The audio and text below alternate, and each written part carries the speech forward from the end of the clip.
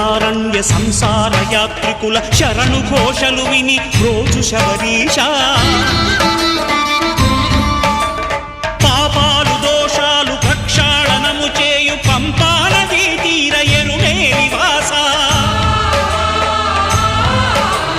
నియమాల మాలతో సుగుణాల మెట్లపై నడిపించి కనిపించు అయ్యప్ప స్వామి